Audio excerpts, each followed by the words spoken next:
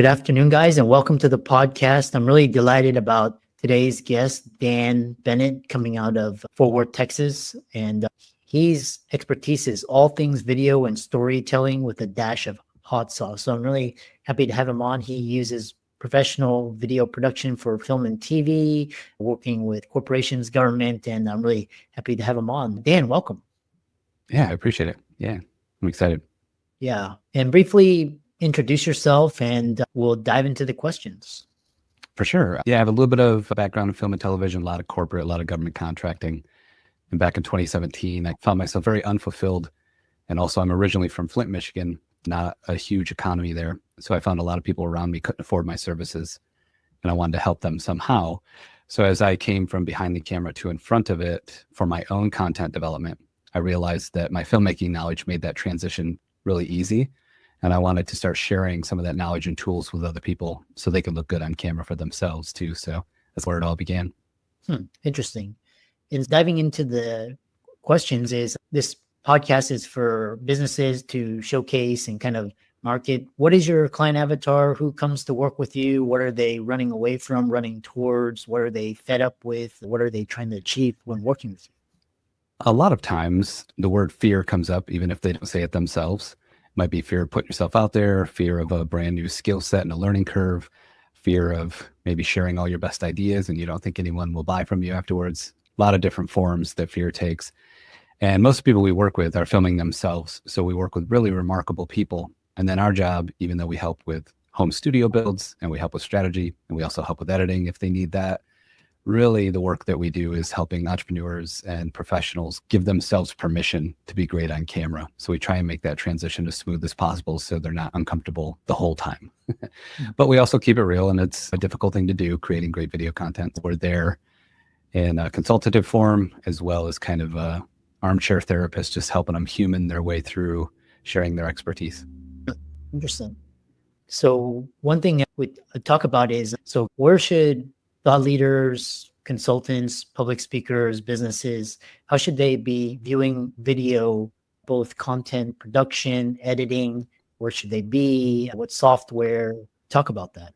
Yeah, some of the technical aspects. Our whole business is built around storytelling that never goes away in any kind of sales or marketing or business transaction in general. So we're hyper aware of that. And even though storytelling, with air quotes, is not what we help people do per se, it's always at the forefront of the communications that we have with people. And so oftentimes people might look at video as a way to get leads or a way to grow an audience or a way to grow awareness and tell that story. And all those things are true. But what we've found is over the last 7 to 8 years of really honing in on people who film themselves and put out their own content is video helps you build trust faster than almost every other medium. And so it's not just about likes and views and virality. It's also about someone being able to get to know you and get to trust you, sometimes before they ever meet you in real life, because they've absorbed your content.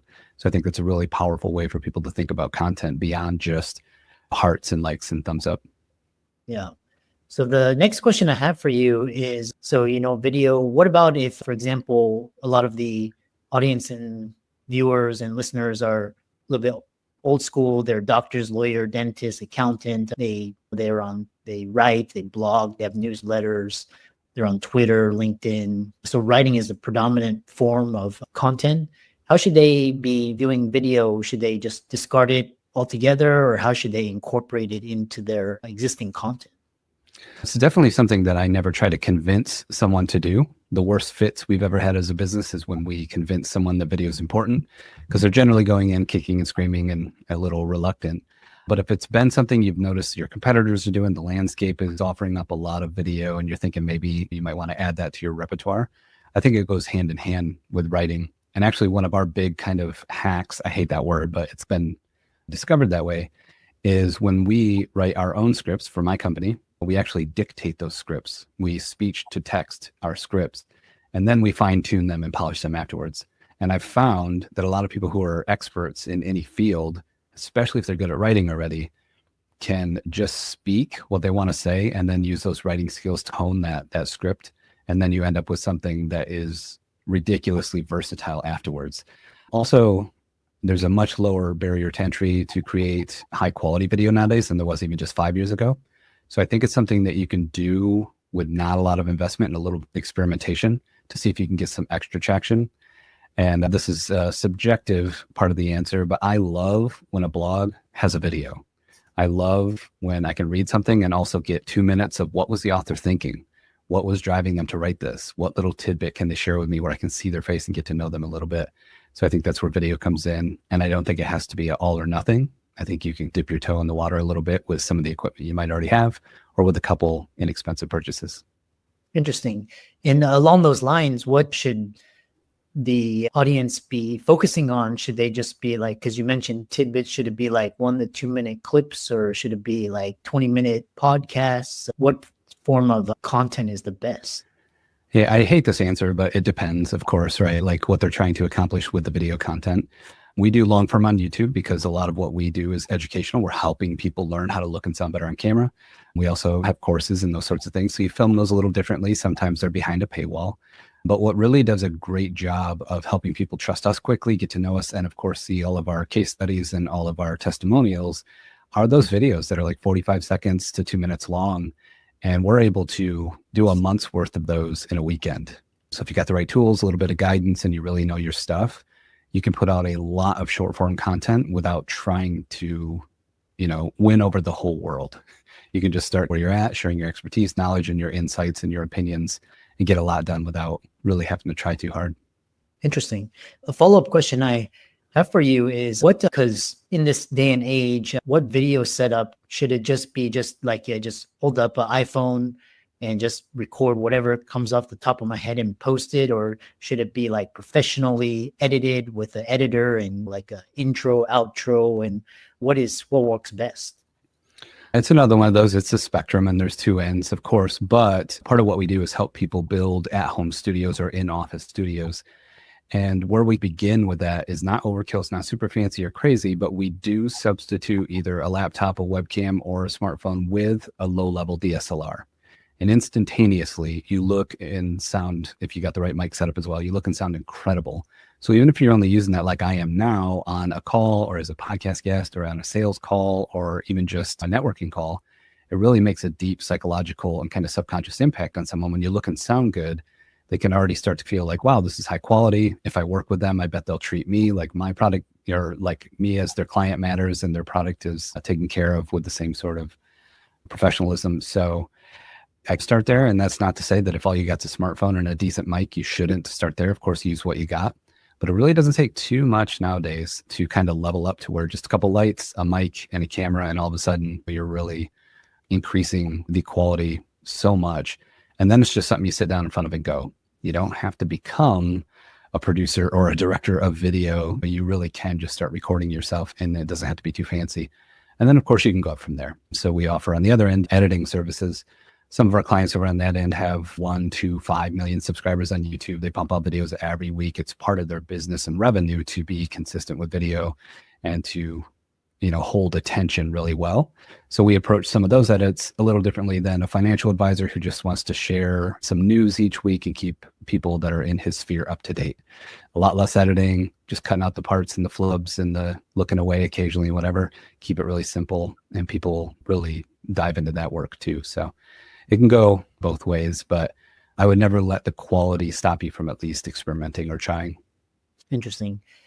Another question I have is what platforms or mediums should entrepreneurs, audience, which ones work best? For example, the professional, executive, high income types, which platforms work best for video? I'm sure you've tested a lot of them. We're on Streamyard right now, which is one of those platforms where you can record and you can get the best quality out of each person's setup and computer. We use Riverside. I am totally like brand agnostic. I just happen to be an ambassador of theirs and we're sponsored by them and I've been using them for years. So they're one of the ones that I use. But there's a lot of platforms where you can record right inside the software. And I think that's great. The 1-2 punch of being able to just open a browser, record, and you don't even have to edit it right then. You can walk away. You got a great idea, want to share a tidbit about your expertise, talk for 90 seconds, hit stop and go away. Maybe you come back and edit it a little bit. Maybe a team member does.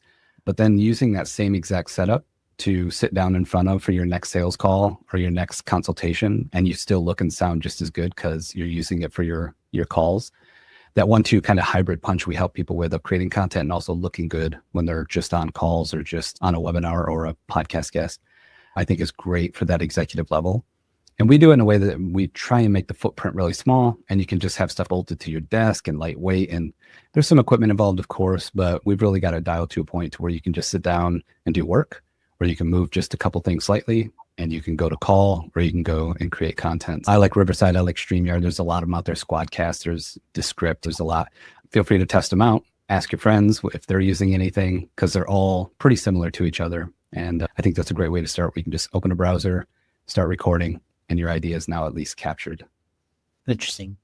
The next question I have for you is, in this day and age of the kind of like the mega influencer, the Joe Rogan or these big, how should independent thought leaders and consultants and coaches be viewing their social media platforms? Because obviously a lot of emphasis on likes and followers and downloads and listens, but a lot of us can't get to that 1 million, 2 million, 5 million mark. So how should people be viewing these as video content creators? I'm definitely contrarian in a lot of these spaces. So I say ignore all of it. Now, it's hard to do that, of course.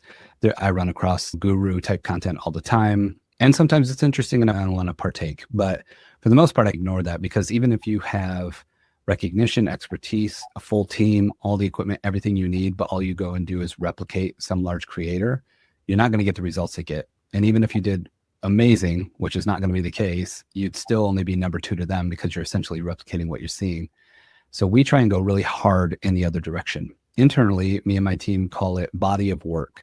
And that's just to look at what someone knows, what they've done in their career, their accomplishments, their expertise, things they're interested in outside of the business that they run or help with also come into play. And if you think of like a pile of content, one in each hand, and then you think of like a battery on top of each pile and a clock on top of each battery, you've got all this content, and then you've got time and energy to put into distributing it. One way, and it's the way most of us see, if you just Google search, how do I run an online business, is make a ton of content, excuse me, and try to get 10,000 people to like it, and then 1,000 of those to actually interact, and 100 of those to jump on your newsletter, and 10 of those to care, and 4 of those to buy. Nothing wrong with that funnel, but it's not the only way to do things. So what we've focused on for the last 8 years is what we call a body of work. We take that content pile, that battery, and that clock on top of it, and we use all that time and energy instead of trying to build this large organic audience that might or might not grow. We try to take all that content and strategically place it in front of people who are already looking for the things that we're talking about. And one prime example of that is YouTube. I believe it's in its infancy. Everyone talks about it, but I still think it's underutilized. I think huge things are going to happen there in the next 10 years where people have their own essentially television network stations they've built within their company. And I don't think it's going to be just one person anymore. I think full teams will all get their faces on camera, and they'll build whole suites of content around whatever their business is about. But even where it's at right now, I'm always encouraging people to use it, not to become a, air quotes, YouTuber, but to leverage the platform. And if someone's there and they're looking for what you got, and then they find your video, they're way more apt to lock in. And then if you send them to the next place after that, they're more able to follow the breadcrumbs and get to the big idea that you're sharing. And a perfect example of this that still blows my mind every time it happens is, so every week we get some comments on some YouTube videos that were say something to the effect of, man, this is like perfect timing. I found this. It solved my problem. Thank you so much. I've been trying to find a video that talks about this, and yada. And then I look at the timestamp on the video, and it's an 18-month-old video. And there's just not another platform on the planet where a 1.5-year-old video is brand new to someone, because no one's going to your LinkedIn and going back 1.5 years and seeing what videos you posted for the most part. So we really focus on, again, what we call body of work, which is take all that time and energy that you're going to put into the distribution of the content and try and only be putting it in places where people already care about what you're talking about, instead of to the masses, hoping a small percentage will go all the way through. And when you target these, are you using like targeted ads? Are you using SEO? Talk about how you're strategically placing in front of people that are ready. Yeah, that's where it gets a little bit gray for us, because we don't run people's marketing and we don't run their campaigns. We are hyper aware of where the content we help them create is going to fit So we definitely take our knowledge and our expertise over years of running our own businesses as well to try to help with that as much as possible. But I think where people get the most leverage working with us is that we know how the platforms behave, and we have to keep up on that stuff or else we can't serve our clientele very well. And because of that, if they're like, this is what I would like to achieve, we can reverse engineer from there and see where they probably should be playing or what platforms are leaning in a direction that would really serve that sort of content well. And we really try and focus on one or two places at the most. And then if there's growth over time and you want to experiment on other platforms, maybe repurposing content or creating it specifically for other platforms. But usually you got to win on one before you can go win on them all. So that body of work, again, is all about having conversations of where are your people? Where are they looking? Where are they consuming their information? And sometimes it's as simple as putting videos on your own website. And we just got some really interesting information back from Wistia. They did their State of Video 2025 report, and they showed that the third highest performing retention and click-through on video on a website is on the Contact Us page. And I was like, what? So I started digging into it. I went to their webinar. I talked to some of their team. And sure enough, number one is courses and video galleries. Of course, you're there because you want to watch videos. Number two, I don't remember, sorry. And number three was contact page. And then me and my team started talking about why do we think that is? And what we came up with internally was, well, if you're already on a website and you've already went to the Contact Us page, you're leaning in already. You want to know more. You want to see, can I trust this brand or this person? And if there's a video there saying, hey, when you hit that contact button, here's what's going to happen. Here's how it flows. I'll see you guys on the other side. Thanks for clicking.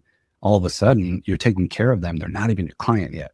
And that's where you can start to really make an impact through that kind of body of work type placement. So we look at anything inbound really closely, and then we look at outbound as far as like content development on a per platform basis to see what would fit your style and stuff best. Interesting. And so talking about the future, I know you have something at the top of the hour. So around 4 or 5 minutes, where should people that are hedging and trying to future-proof themselves, where should they be thinking? Should they become YouTubers, or should they become YouTube podcasters, or should they still be is the game still being won on social media, or are TV and radio dead? To be honest, of course, I've been in the space a long time now, so I haven't been around television, radio advertising in a long time. I don't absorb it. I don't hear about it. And the people in my large network don't talk about it. So I don't know if it's dead, but I definitely am not hearing about it anywhere near anyone who knows marketing in my circles. I believe YouTube is such a smart play. And the thing I would tell everyone is don't let placing videos on YouTube make you think you have to be a YouTuber. It's not a job. It's a platform. And if you look at it that way, you can really start to leverage it in really creative ways. And then sometimes things take off and the audience guides where you're going, because it's, whoa, they're really resonating with this. I got 20 more stories just like that. I might as well really connect with these people who are already showing interest. And the YouTube algorithm next to TikTok is like one of the best placement algorithms out there. So it really does a good job of putting you in front of new people who are like the old people who have already seen your stuff. So I think everyone should be there. Even if you only got your 4 main videos there, there's like a promo and an about me and whatever, but at least someone can get to know you. They can learn from you. And if they're searching for a specific topic, the bonus is they might accidentally come across you. And then you can still guide them back to your big idea or where you'd like them to go next. So I think everyone should be there no matter what your main platform is. And it's not that hard to get started. We help people do it all the time. Second to that, stuff changes every 3 months, so it's hard to say, but LinkedIn has been serving us so well for the last 2 years. And I think it's another kind of slept on platform. I think people who don't use it much or haven't used it much still, last time they heard about it on CNBC, it was like resumes and getting a job.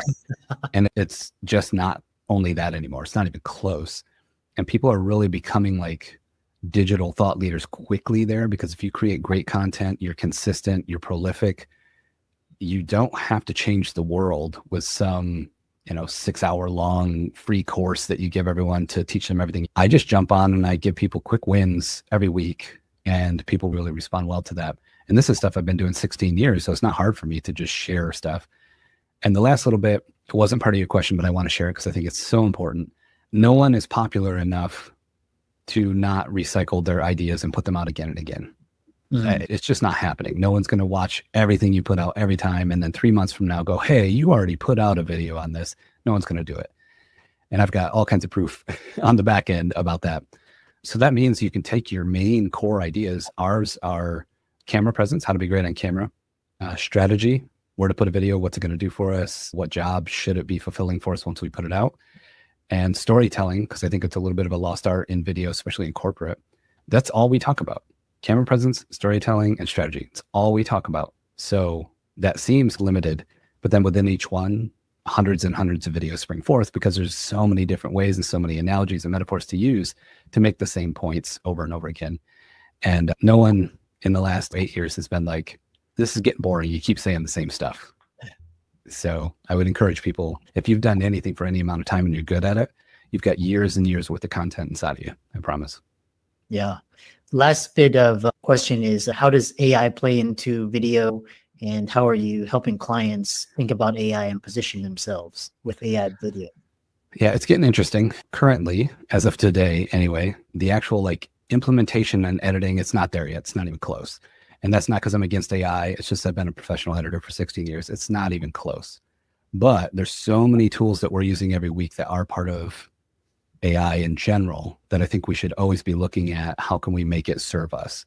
And so one of the ways that we use is so archaic in nature is ideation expansion. So we'll come up with our ideas. We'll maybe write a script, 5 ways to feel more comfortable in front of the camera. And then I'll be like, hey, ChatGPT, give me 10 more of these. You know me pretty well and you know my products. This is the 5 we came up with. Give us 10 more. And a lot of times within that 10, at least one is, oh, I never thought of that. And I know exactly what I would say to that. And now your video is 6 ways to be comfortable on camera instead of 5. So we like it for ideation expansion. We got a bot that a friend of mine created that will run a script through before it's finalized, just to have it analyze the script and look at different components, make sure it's got good retention value and stuff. A lot of tools like that. And then our subtitles we use every day. So we pop it into Riverside, give it subtitles. The AI is going through and doing all that. We don't have to do it. And I have subtitle ability inside Premiere Pro where we work professionally, and I still use Riverside because it's fast. It looks good. It's clean. It's done. I don't got to sit there and do it myself.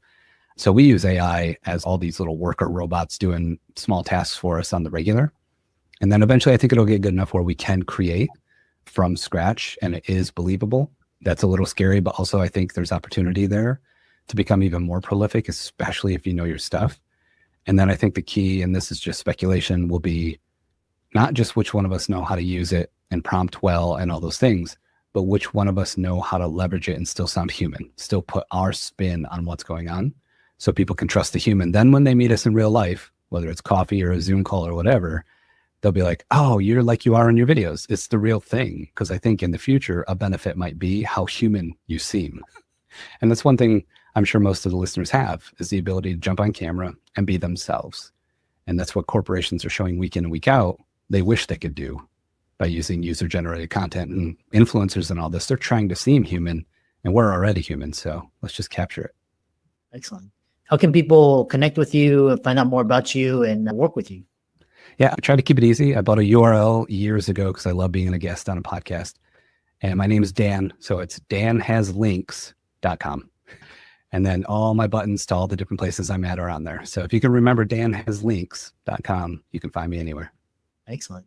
Well, I really enjoyed this conversation, and really, and for the audience, thanks so much for coming on and sharing your wisdom and expertise. And thanks for coming onto the podcast.